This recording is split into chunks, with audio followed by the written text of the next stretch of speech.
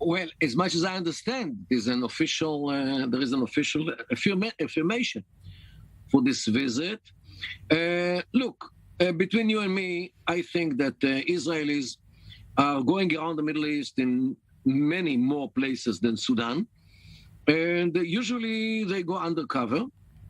And very seldom such an information is leaking out. Here in Sudan, what is happening is that there is a big debate, a big struggle between the military, which more or less took over the whole government recently, and the civilian arena, which in many cases leans to the Islamization. And apparently, those who leaked it to the media are the people from the Islamic part who do not like Israelis to come to Sudan. So here we are. These visits usually are not exposed. This time it was exposed by the opponents of those who invited the Israelis. And for more of your insight to this, why does it appear the Israelis are jumping to Sudan now when most of the world is only condemning what's taking place there? For all intents and purposes, won't touch Sudan with a 10-foot pole, as they say. Look, I could think about the very good reason.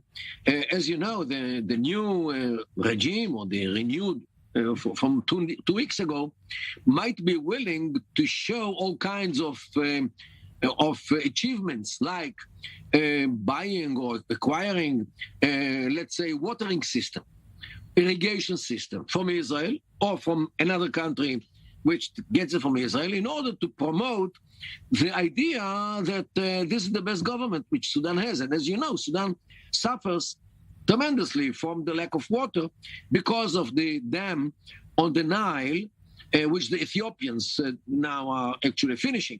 So coming out with an information that an Israeli delegation brought all kinds of ideas about irrigation might be accepted by the Sudanese people as a very positive development. So this could be, I don't know exactly what the details, but this could be a good reason why Israelis are going, especially these days, to Sudan. And you touched on this a bit here about since the announcement of normalization, or at least the intent to normalize between Israel and Sudan just over a year ago, we were trying to read whether it was the military or civilian side that had appeared more affable, so to say, to Israeli friendship. Now you're saying it was the military here that all along had been the closer side to Israel? Right. The military was closer to Israel rather than the civilian.